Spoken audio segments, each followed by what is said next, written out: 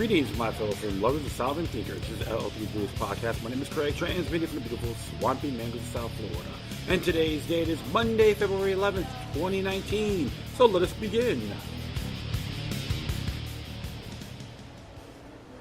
Thank you, my friends, for tuning in. A little bit rainy, cloudy in Fort Lauderdale.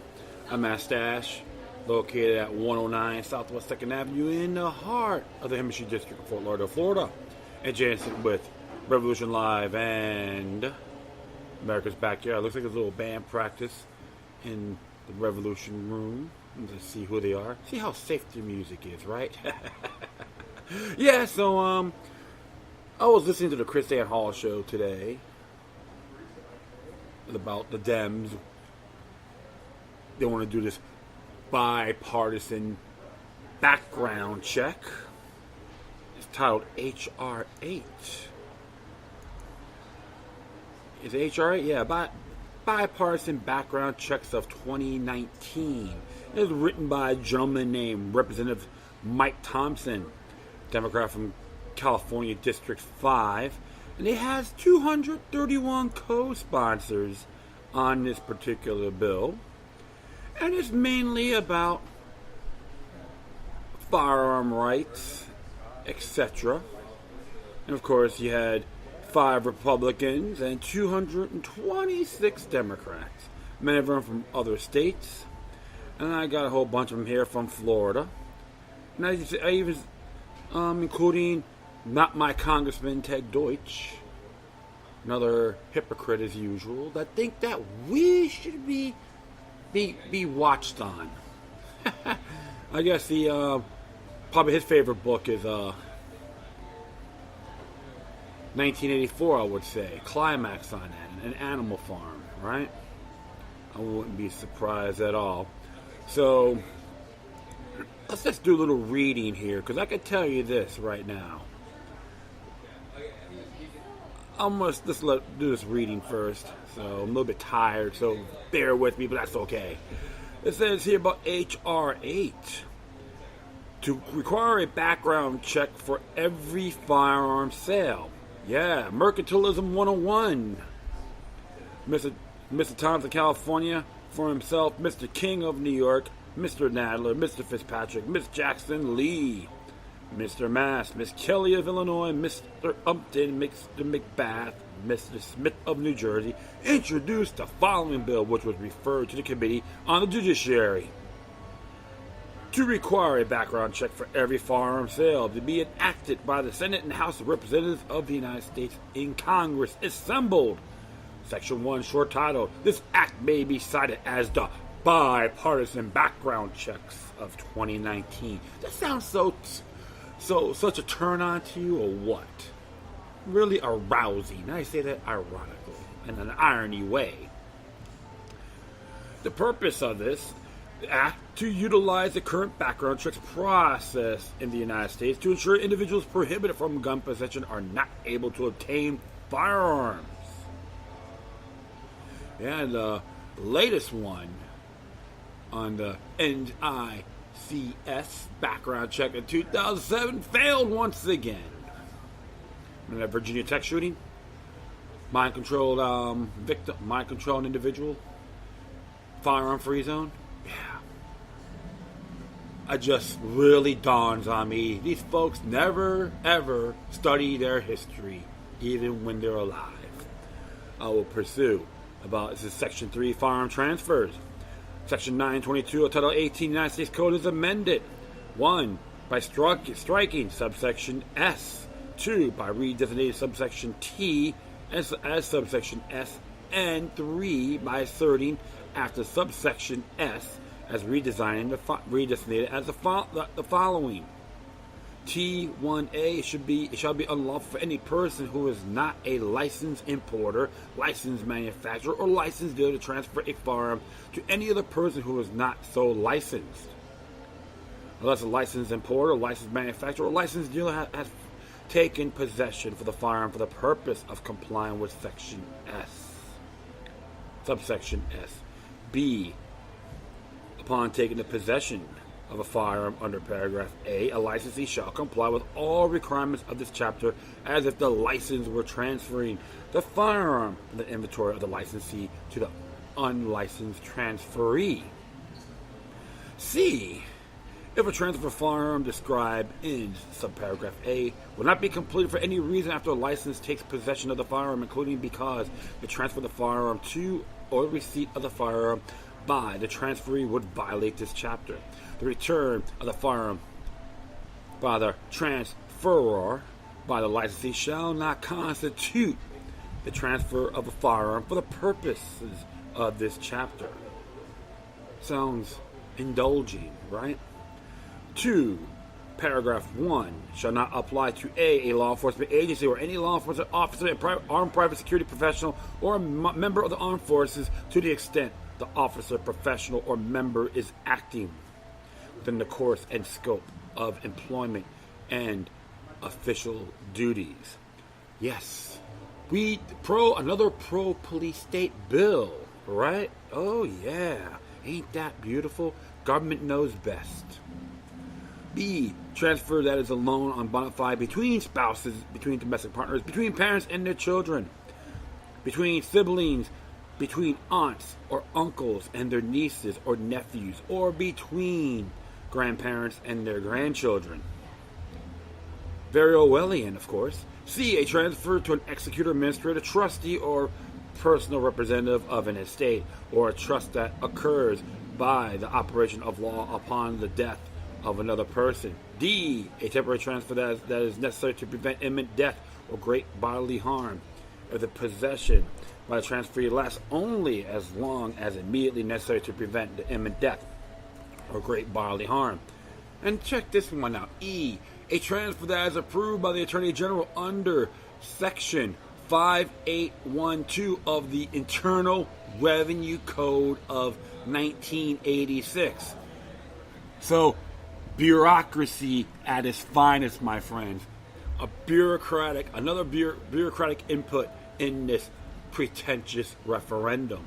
Or F, a temporary transfer if the transferor has no reason to believe that all transferee will use or intends to use the firearm in a crime, or is prohibited from possessing firearms under state or federal law. Ooh, can we say 10th Amendment conflict? And the transfer takes place, and the transferee's possession of a firearm is exclusively, and it says here, one at the shooting range, subsection 1 at the shooting range, or in a shooting gallery or other area designated for the purpose of target shooting. And it says here too, while reasonably necessary for the purposes of hunting, trapping, or fishing, if the transfer, and it can say Roman numeral 1, has no reason to believe that the transferee intends to use a firearm in a place where it's illegal, and 2, Roman numeral 2, has a reason to believe that the transferee will comply with all licensing and permit requirements for such hunting, trapping, or fishing. Or, we go to subsection 3 here, while in the presence of the transferor. So I'm going to continue on here, okay? Pretty self-explanatory when you read this, of course. 3A, subsection 3A, notwithstanding any other provision of this chapter, the Attorney General may implement with the subsection regulations. B, regulations promulgated under this paragraph may not include any provision requiring licensee or to facilitate transfers in accordance with paragraph 1. C, regulations promulgated under this paragraph may not include any provision requiring persons not licensed under this chapter to keep records of background checks or firearm transfers. D, regulation promulgated under this paragraph may not include any provision placing the cap on the fee licensee may charge or facilitate transfers in accordance with paragraph 1. 4, it shall be unlawful for a licensed importer, licensed manufacturer, or licensed dealer to transfer possession of or the title to a firearm to another person who is not so licensed unless the importer, manufacturer, or dealer has provided such other person with notice of the prohibition under paragraph 1, and such person has certified that such other person has been provided with this notice on a form prescribed by the Attorney General. Here, section 4 has to say technical and conforming amendments. A, Section 922, which is Section 922Y2 of Title 18 United States Code, is amended in the manner preceding subparagraph A by striking G5B and S3B V 2, Roman numeral 2. Interesting there, right? B, consolidate and further continuing Appropriations Act of 2012, Section 511 of the title of Division B of the Consolidated and Further Continuing Appropriations Act of 2012, which is 18 U.S. Code 922 note, is amended by striking subsection 922T, each place it appeared, and inserting subsection S or T of section 922. Section 5 here, rule of construction. Nothing in this act or any amendment made by this act will be construed to 1. Authorize the establishment, directly or indirectly, of a national firearms registry, or to interfere with the authority of a state under section 922 of Title 18 U.S. Code to enact a law on the same subject matter as is in this act. Effective date. The amendment may be made. This act shall take effect 180 days after the date of this enactment of this act. So you see what you see right here. There's so many contradictions to our Bill of Rights culture. Well, I can tell you one thing: it really affects Roe versus Wade, 1973. Okay. It does affect that. And when you go down here, this is by findlaw.com, and I'm going to be heading down here, and I just love it.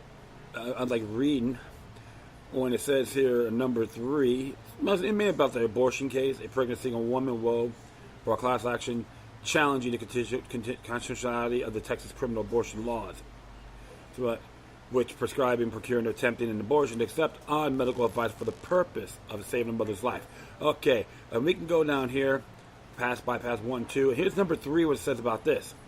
It says here, number 3, state criminal abortion laws, like those involved here, they accept from criminality only a life-saving procedure on the mother's behalf without regard to the stage of her pregnancy and other interests involved, violate the due process clause of the 14th Amendment, which I gotta let you know, the 14th Amendment was like illegally ratified because there was I did a show on that. However, I want to continue on here, which protects state action to the right of right to privacy.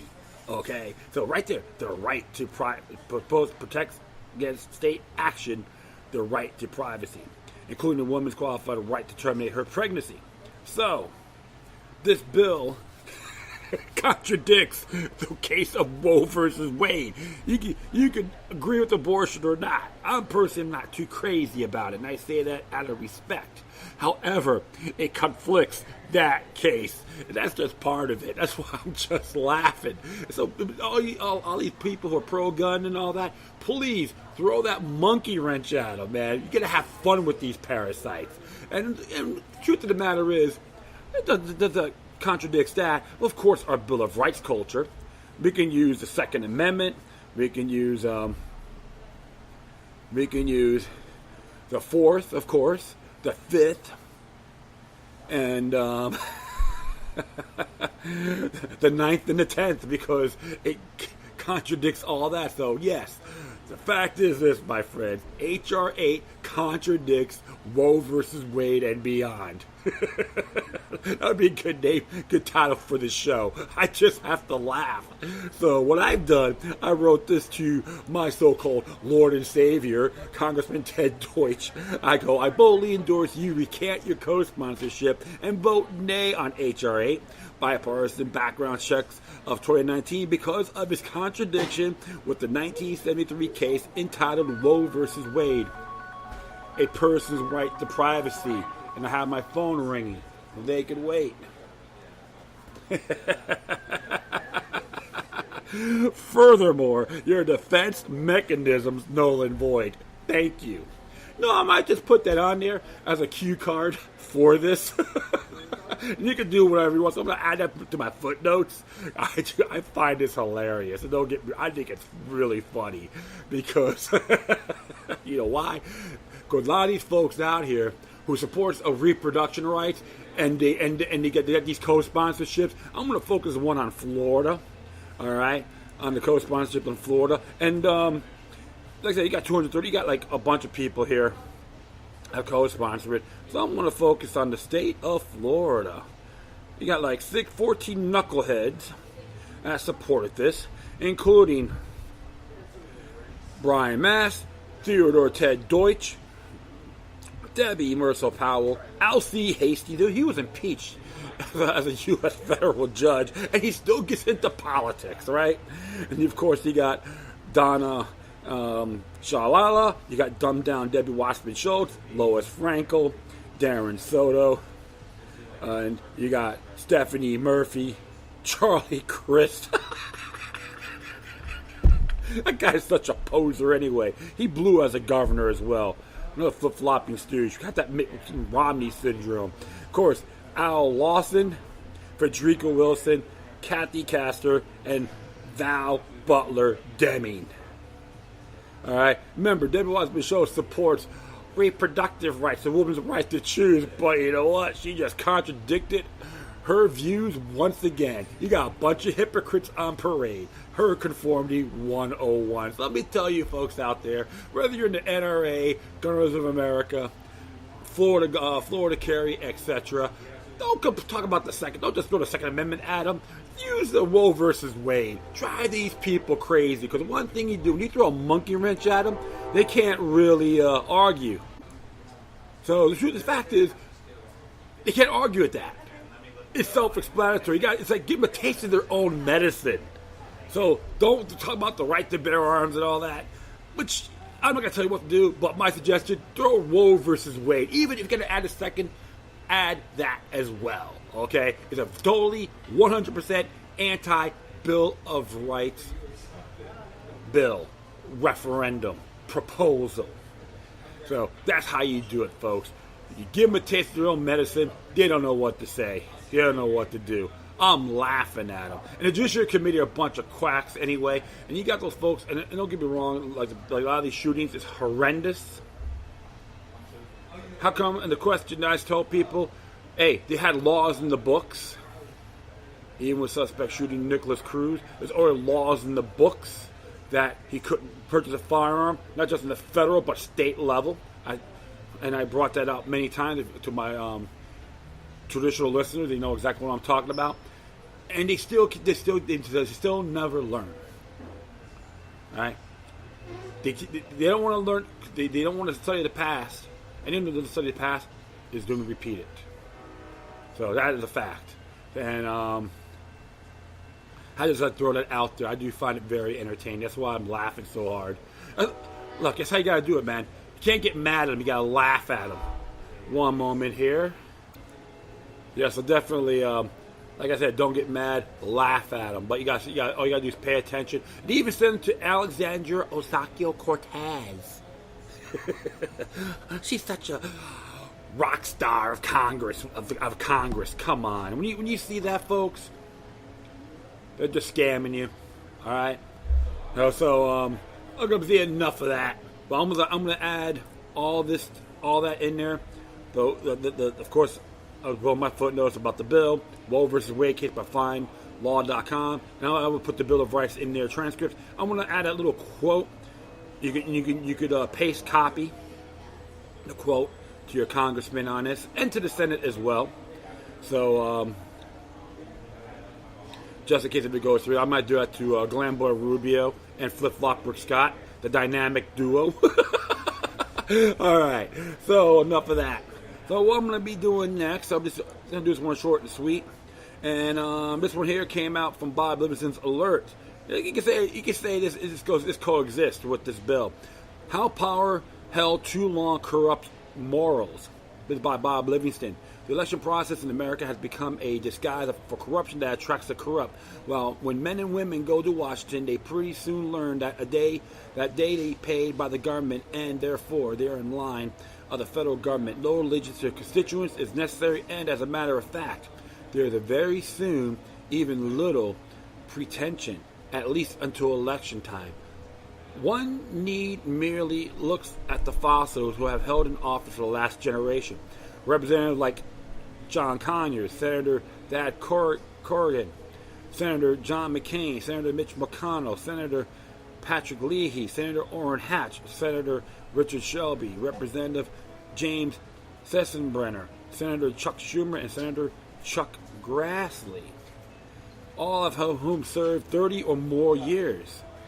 You get these damn career politicians, man. Insane. To see why a term limit bill like the one introduced by Senator Ted Cruz, you know, he ran for president, which is null and void because both parents weren't American citizens or natural-born citizens, and co-sponsored by Republican Senator Marco Rubio. Yes, the pretty boy from Florida. Mike Lee and David Perdue is necessary. Limiting the terms of representatives and senators and eliminating their federal pensions would be the first step to restore liberty. I've been saying that for a long time, folks. If Americans could restore their power over so-called elected representatives, this could cut out the smoke and mirrors of politics. I think the hour is late and maybe even too late. Let's try to reverse all the perks that our elected representatives have bestowed upon themselves. If we are to undertake this monumental task, we must first look back to see when and how republicanism died. The 1913 was a terrible one for liberty. The 16th and 17th Amendments were ratified that year, and the Federal Reserve Central Bank was established. The Federal Reserve created a fiat money system for theft for the benefit of the banksters, and the moneyed elites is designed to impoverish the people. The 16th Amendment established a progressive income tax that the U.S. Supreme Court failed to strike down. The 17th Amendment changed the way the senators were selected. One moment here.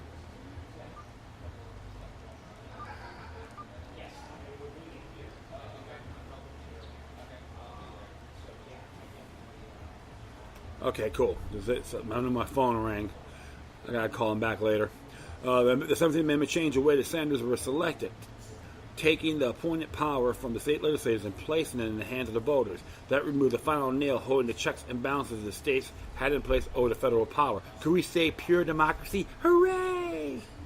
But most of the nails had already been removed in 1861 when Abraham Lincoln shredded the Constitution, stripped Americans of their strongest checks against federal tyranny, and invaded the secessionist states. Tomorrow is Lincoln's birthday, so yeah, shares to a Lincoln lover. The result is that in 1913, the U.S. government was taken over once and probably for all time by moneyed power. Many of the founders, particularly the anti-federalists, feared a powerful central government. The Constitution they established to create a restraint on federal power decreed that each state's legislators would choose to its 2 senators as one of the checks against a strong central government. Demanding upon their point of view, founders either hailed or lamented the fact that by simply refusing to appoint senators, the states could see the central government destroyed, William Richardson Davie, and to put an end to Samuel Johnston, or as Alexander Hamilton, who actually won a U.S. system similar to British mercantilism, opened. Is certainly true that the state legislators, by forbearing the appointment of senators, must destroy the national government. Now, like I say, he was a flip-flopper for his time too, but you can't argue with that. The 17th Amendment was proposed ostensibly to correct a procedural problem that cropped up, which divided state legislators were unable to agree on the senators to send to Washington, D.C. This would leave states unrepresented.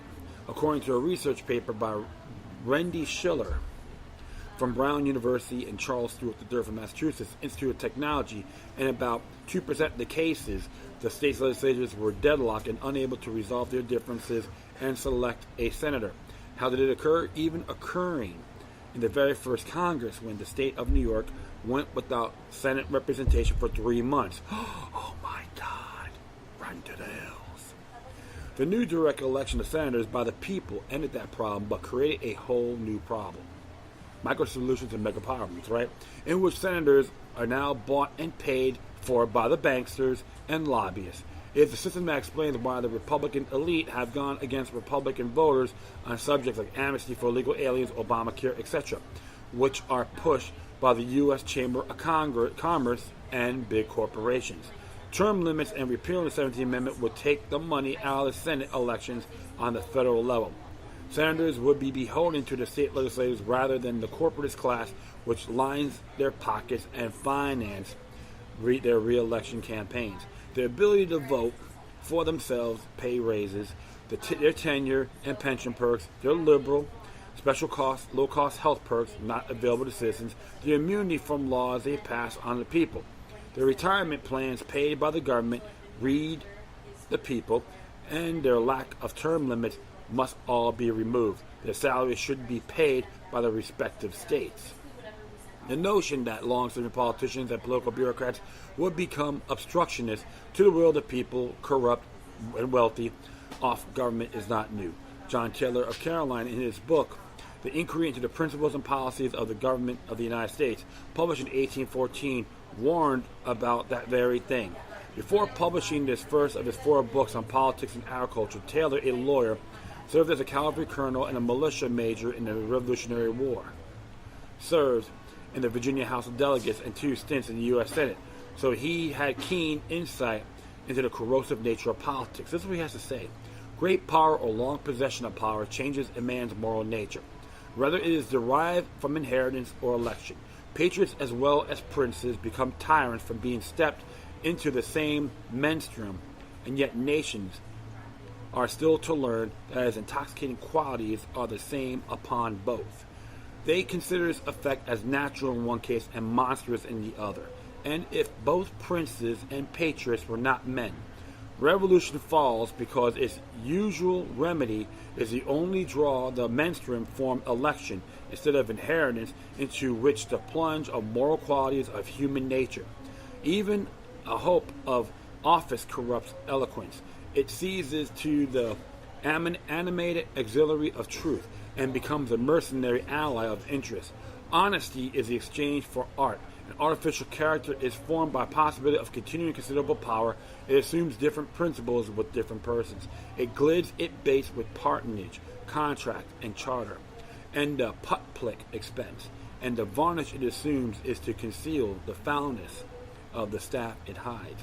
Whereas the portion of power insubservient to armed treachery and limit to an unalterable period, being chastened of the excitements to fraud and force, leaves the open mind to virtue, and the uncertainty of returning to a private station settles its bias. From the foundation of Rome to the accession of Augustus was above 7 centuries, from the hence of termination of its empire, less than 5. The first term of growth, the second of decline, the first of progressive prosperity, the second of oscillations depending upon change of character, the first term of rotation, the second of permanent of hereditary power, the corruption or error of electing the same man a second time to the consular office was a symptom and became an instrument of destruction of the republic, except from which we can only compute the probability of its duration by reference from the long term of its existence under auspices of the annual rotation of executive magistration and a division of power. The same period demonstrates the error of the objection that rotation causes a loss of talent to the public. It would have been most likely to produce this loss in military affairs. For 7 centuries, Rome applied the principle of rotation to her generals and conquered for 5. She trusted to experience and was subdued. The rotary generals and statesmen of the little Athenian republic, destined to live forever in the annals of fame, and most of its contemporary governments are forever dead. As to civil affairs, the claim of experience will probably be answered by an old adage, but the burst of talents in both cases, which blazes forth whenever the monopoly of experience is destroyed by rotation, is accounted for by fall of the monopoly. The trade being laid open, the wares increase and are made better by competition. Talents, civil and military, ale created by the prospect of employment and smothered by the monopoly of experience. The cruise term limit bill is likely just a head fake designed to distract the American people and give the appearance that elected class is listening to the people's complaints about the corrupt system. The likelihood of the Congress weasels would support legislation that puts them out of the center of power politics is slim and none, and if Slim is on his way out the door. Certainly, for any such bill to be considered, it would have to grandfather in this incumbent class, but it's measure that is long overdue and the compromise that would be worth taking. Interesting there. The truth of the matter is, my friends, everything's done step by steps. You have to counter that same thing. This is why they are wigging out, because people are learning, are utilizing technology to enhance themselves rather than being enslaved. Because you got folks out there that are just zombified via internet, like the TV. But being productive is the way to do it. Let them know you put these parasites' feet to the fire, regardless of party. You use a partisan blame game. To me, is null and void. That's why we have to stay on our Bill of Rights culture. We have to honor the states' rights. Nullification. Nullification is awesome. That's all I have to say on that. So, that is it. I thank everyone for listening. Plus, feel free to download and share us throughout your social media networks. If you have any questions, comments, or you send me something that's interesting I want to check out, whatever you do, please send your correspondence with decorum. Plus, I will add all my footnotes within my speaker page. Alright, once again, thank you for your time. Plus, always remember that demoniac resistance helps you for the soul and can liberate humanity. Until next time, take care of yourselves. Keep on spreading the love, and may your guardian spirits be with you.